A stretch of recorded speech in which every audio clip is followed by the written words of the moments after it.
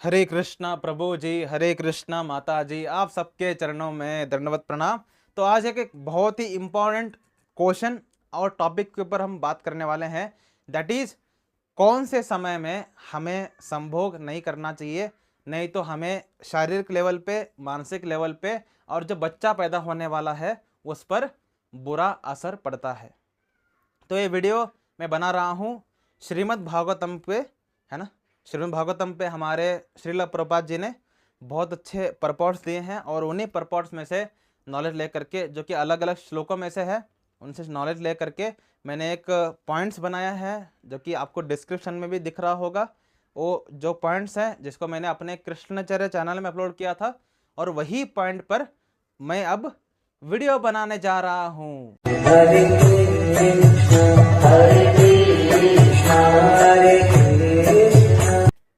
तो कौन से समय में हमें संभोग नहीं करना चाहिए विवाह करने के बाद? लोग बोल रहे होंगे है ना, तो क्या विवाह करने से पहले सोच रहे थे क्या, है ना? विवाह करने के बाद कौन समय में संभोग नहीं करना चाहिए जिससे हमारे मन, बॉडी और आने वाले बच्चे पर बुरा असर ना पड़े। ऐसा इसलिए है क्योंकि अगर आप गलत समय पर संभोग करते हैं तो एक बुरी आत्मा हमारे गर्भ में आ सकती है, मतलब हमारे मतलब पत्नी के, ठीक है, पत्नी गर्भ में आ सकती है, या हमारा मानसिक संतुलन बिगड़ सकता है।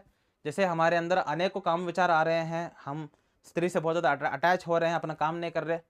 उसके बाद स्त्री के अंदर भी बॉडीली अनेकों बदलाव आ सकते हैं जो कि अनवांटेड रहेगा, ठीक है। तो ये सब नुकसान है, ये जानना इसलिए बहुत ज़्यादा इम्पोर्टेंट है कि हम सब ब्रह्मचारी हैं। हमें नॉर्मल लोग जो कि बिल्कुल एनिमल्स की तरह संभोग करते रहते हैं, जब चाहे उनकी तरह हमें संभोग नहीं करना है। हम सब साधक हैं, कृष्ण के मतलब भक्ति के साधक हैं। तो हमें संभोग जो है उसको बहुत ज़्यादा प्लानिंग करके करना चाहिए जिससे हमें नुकसान ना हो, भक्ति के रिलेटेड, है ना। मन बॉडी से तो नुकसान हो ही ना, भक्ति के रिलेटेड सबसे बड़ा नुकसान है जो कि ना हो। इसके लिए ये वीडियो है, ये वीडियो अत्यंत इंपॉर्टेंट होने वाला है। इस वीडियो में जो भी मैं पॉइंट्स डिस्कस करूंगा वो श्रीमद् भागवतम से है, गरुड़ पुराण से भी मैंने कुछ पॉइंट्स इकट्ठा किए हैं। तो प्लीज़ इस वीडियो को अंत तक देखिए और चाहे तो नोट्स बनाइए, जो भी पॉइंट्स बोलूँगा उसको नोट के रूप में लिखिए और उसको अपने दिल में जगह दीजिए, ताकि जब आप विवाह करेंगे फ्यूचर में, और अगर आप ऑलरेडी गृहस्थ हैं देन आपको इसको फॉलो करना है, ठीक है। सबसे पहले बात आता है कि हमें संभोग बिल्कुल भी दिन के समय में नहीं करना चाहिए। शास्त्रों में वर्णन आती है, स्पेशली ये बात गरुड़ पुराण से आ रही है कि अगर कोई व्यक्ति दिन के समय में संभोग करता है तो वो पशु तुल्य है, कि पशु ही जो है वो दिन के समय में संभोग करता है। इंसान का कार्य है दिन का समय, मतलब सतगुण, है ना। सतगुण के समय में अगर कोई व्यक्ति संभोग कर रहा है उससे थर्ड क्लास व्यक्ति कोई नहीं है ना।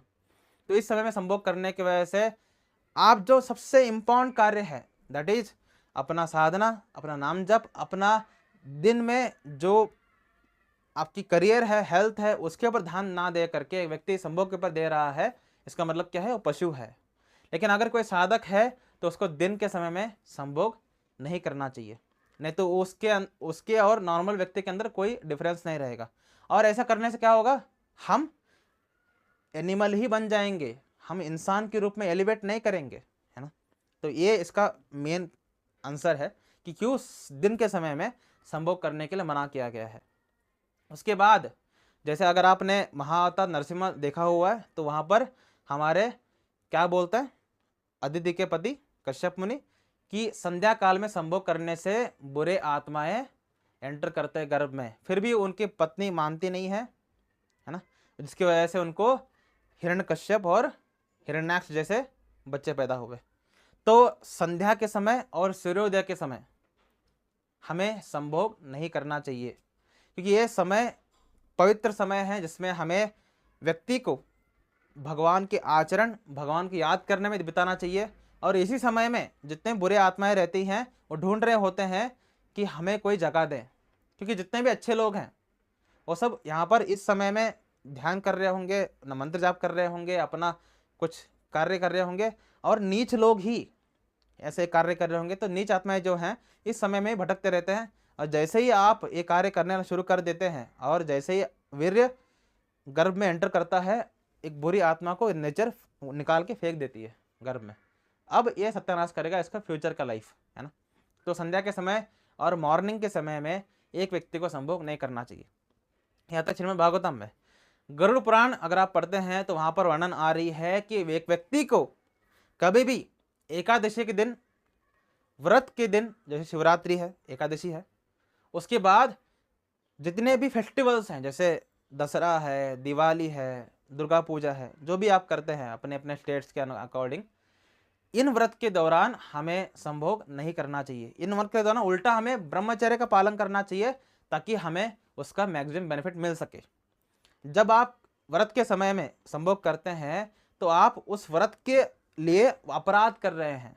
एकादशी के दिन संभोग करने से आपको अपराध लगता है, सेवा अपराध, है ना। कि एकादशी के दिन है भगवान का एक दास के रूप में सेवा करना, आपने उसके एंजॉयमेंट में लगा दिया। एकादशी के दिन तो हम लोग खाना तक नहीं खाते और आप अपने संभोग में लगा दिया, है ना, तो बेड़ा गर्क होगा आपको। उसके बाद शिवरात्रि जैसे महान पवित्र दिनों में, उसके बाद जितने फेस्टिवल्स हैं उन सब दिनों में एक व्यक्ति को संभोग बिल्कुल भी नहीं करना चाहिए।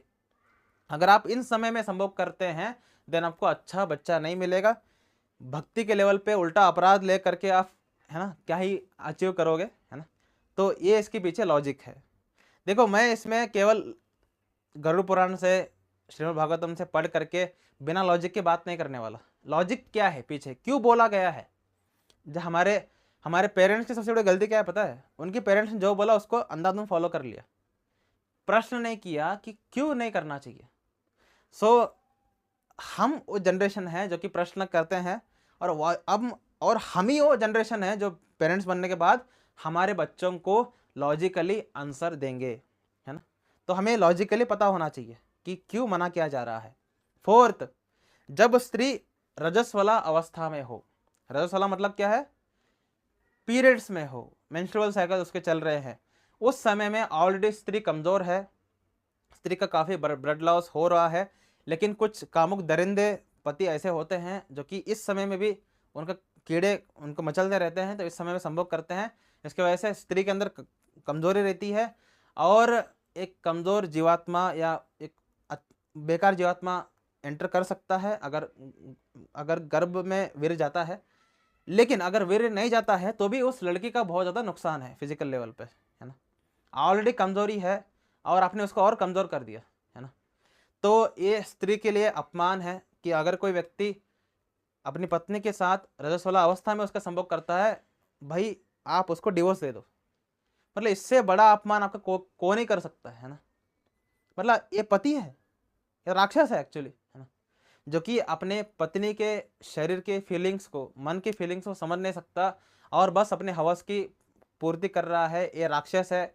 ऐसे पति के साथ रहने से अच्छा है कि आप छोड़ के चले जाओ उसको, ठीक है।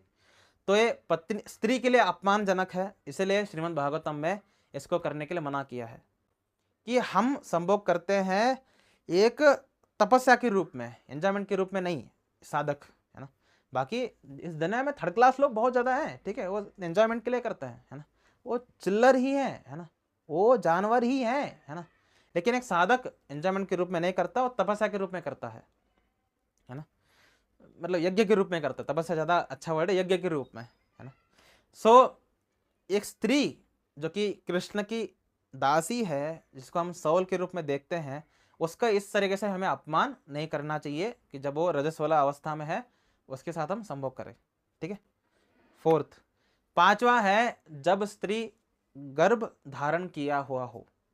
अनेकों इस दुनिया में ऐसे पति हैं जो कि पत्नी जब प्रेग्नेंट हो जाती है तो उनको बहुत दुख होता है कि अब मैं 9 महीने तक मुझे अपना हाथ का इस्तेमाल करना पड़ेगा, है ना, क्योंकि पत्नी से संभोग नहीं कर सकता। अगर संभोग करता हूँ तो उसके अंदर के बच्चे के लिए वो डेंजरस है ना। तो अंदर का बच्चा जो है, अगर आप चाहते हो हेल्दी पैदा हो, तो जब पत्नी गर्भ में हो जब पत्नी गर्भवती हो देन उसके साथ संभोग ना करें, नहीं तो अंदर के बच्चे के लिए हार्मफुल है। अंदर का बच्चा कमज़ोर पैदा हो सकता है, अंदर के बच्चे को नुकसान हो सकती है। तो इस समय में संभोग अवॉइड करें पूरा 9 मंथ्स के लिए, जब तक वो डिलीवरी हो करके फिर से 3-4 महीने तक, इन पर्टिकुलर पूरा फेज में संभोग एक साधक को नहीं करना चाहिए। जितने भी नॉर्मल लोग इस वीडियो को देख रहे होंगे जो तो साधक नहीं है, वो सोच रहे होंगे कि ये वीडियो बेकार है ना, मतलब 1.5 साल तक संभोग के बिना मैं कैसे रहूंगा जब मेरे इतनी सुंदर पत्नी मेरे बगल में है ना। तो बच्चा इम्पोर्टेंट है या अपनी एंजॉयमेंट, है ना, बच्चा इम्पोर्टेंट है तो आपको ये त्याग करना पड़ेगा, ठीक है। लेकिन साधक है तो उनके लिए अच्छा है भाई, हम तो ब्रह्मचर्य पालन कर लेंगे 1.5 साल, है ना, वो तो मजे में होंगे। जितने असली साधक हैं, नकली पाखंडी साधकों को तो मैं तलवार लेके काट देता हूँ, है ना। असली साधक जो है उनको अच्छा ही लग रहा होगा कि बढ़िया भाई, मतलब अगर ये वीडियो को मैं अपनी पत्नी को दिखा दूं तो 1.5 साल तक मेरा दिमाग नहीं खराब करेगी कि भाई ये संभव क्यों नहीं कर रहा, तुम मेरे अंदर इमोशन आ रही हैं। तो स्त्री को भी अपने पति को फोर्स नहीं करना चाहिए जब वो गर्भवती है ना। ऑलरेडी आपके अंदर एक बच्चा है जो कि बहुत सेंसिटिव स्टेज में है, उस समय संभोग करोगे डैमेज हो सकता है उसका, मत करो, ठीक है। उसके बाद आता है कि जब एक व्यक्ति अशुद्ध अवस्था में है, यानी उसने नहाया नहीं है ना, या उसको रोग हुआ है, या उसको शरीर में कोई पेन है, या उसका मूड ऑफ है ना, उसका मूड ऑफ है, उसका शरीर में कोई घाव हुआ है, पेन है, या उसने नहाया नहीं है, या उसका कोई रोग हुआ है, इस अवस्था में भी एक व्यक्ति को संभोग नहीं करना चाहिए। और चाहे पत्नी इस अवस्था में हो या पति इस अवस्था में हो। कभी कभी पति इतने इनसेंसिटिव हो जाते हैं कि पत्नी को बुखार है, क्या हुआ, मेरे अंदर राक्षस पैदा हो गया ना, मुझे चाहिए, है ना। तो ये नीच पति है ना, ये पति नहीं है, राक्षस है, ठीक है। लेकिन एक पति पत्नी दोनों ही संभोग करने के लिए गुड कंडीशन में रहना चाहिए कि उनका मन चंगा है, कटोरे में गंगा है है ना। उसके बाद उनका फिजिकल हेल्थ भी ठीक है, कोई रोग नहीं है, नहाए हैं सुबह, अच्छा, एवरीथिंग गुड, बढ़िया। तो ऐसा कंडीशन है, दबा के, है ना, आने को पलंग तोड़िए, ठीक है। लेकिन है ना, लेकिन अगर इसमें से एक भी गलती है, दोनों में से कोई सी एक के अंदर भी, देन आपको संभोग अवॉइड करना चाहिए, नहीं तो बच्चे के हेल्थ के ऊपर असर पड़ता है। और क्योंकि इससे सबसे बड़ा इंपॉर्टेंट फैक्टर क्या है कि मन की अवस्था, शारीरिक अवस्था छोड़ो, मन की अवस्था अगर मूड ऑफ है देन डेफिनेटली सात्विक जीवात्मा कभी नहीं आने वाला, ठीक है। आप जिस वक्त वीर्य को गर्भाशय में डालते हैं, वीर्य जब एंटर करता है अंडकोश में स्त्री के, उसी वक्त नेचर जीवात्मा को भेजती है। तो आप जीवात्मा अंदर आने के बाद आप हरि कथा सुनो, कुछ भी करो, जीवात्मा शुद्ध तरीके से बाहर नहीं आने वाला। नेचर जिस समय जिस जीवात्मा को भेजी है उसी प्रकार के जीवात्मा पैदा होगा। अनेकों ऐसे डेवोटीज हैं, साधक हैं, वो बोलते हैं कि हम तो इतना भक्ति किए, हमारे यहाँ तो राक्षस पैदा हुआ है। क्यों? क्योंकि आप भक्ति किए लेकिन संभोग का समय आपका गलत था, है ना। संभोग का समय गलत होने को ऐसे उस समय एक नीच जीवात्मा को ही भेजा गया। आप कब कितना भी तपस्या करो, वो गर्भ के अंदर वो डेवलप, उसका सात्विकता नहीं बढ़ने वाली, ठीक है, कभी नहीं बढ़ने वाला। सो अल्ट्रा इंपॉर्टेंट है कि संभोग का समय हम बहुत ही केयरफुली डिसाइड करें, ठीक है। तो उसके बाद, हाँ, मैं पॉइंट्स लिखा हुआ है, ठीक है, नीचे देख रहा हूं, उसका मतलब क्या है, पॉइंट से लिखा हुआ है ना।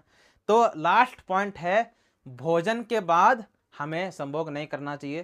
तो अगर कोई व्यक्ति, दो लोग पति पत्नी दोनों ने दबा के खाना खाया हुआ है, पुलाव खाया हुआ है रात को, और रात के समय चलो हम करती बोल के करना शुरू कर देते हैं जस्ट खाने के बाद ही, देन आपका डाइजेशन पे अल्ट्रा असर पड़ता है इसका। क्योंकि खाने के कुछ दिनों के बाद जा करके वीर्य पैदा होता है, लेकिन खाने के बाद पेट पाचन करने के लिए जरूरी है कि उसको हम ऐसे गलत कार्यों में जहाँ पर एनर्जी लॉस हो रही है, पाचन करने के एनर्जी चाहिए हमें, है ना। तो एनर्जी चाहिए, एनर्जी लॉस नहीं करना है हमें, है ना, पाचन करने के लिए। खाने के बाद पाचन करने की एनर्जी चाहिए, और आप संभोग करके एनर्जी लॉस कर रहे हैं, देन पाचन क्रिया डैमेज हो जाएगी। इतना ही, दूसरा कुछ लॉजिक नहीं है इसके पीछे को, ठीक है। हेल्थ की पॉइंट ऑफ व्यू से पॉइंट है। तो ये 8 पॉइंट्स हैं जिनको आपको मन में रखना पड़ेगा, दिल में अंदर तक डीप में रखना पड़ेगा कि संभोग करने के वक्त मुझे ये सब अवॉइड करना चाहिए। तो आप प्रश्न पूछ रहे होंगे कि अगर कोई भक्त बच्चा चाहिए, है ना, तो मुझे कब संभोग करना चाहिए, थोड़ा बताइए। हाँ जी, इसी के ऊपर हमारा नेक्स्ट हफ्ते सेम टाइम पे सैटरडे 10 बजे वीडियो आएगा, कि जिसमें हम एक्सप्लेन करेंगे कि कौन से समय में किस माइंड के लेवल पे अगर हम संभोग करते हैं तो एक शुद्ध सात्विक बच्चा ही हमारे गर्भ में, हमारा मतलब पत्नी के, है ना, पत्नी गर्भ में एंटर करेगा। ठीक है, चलते हैं अगले वीडियो में। हरे कृष्ण।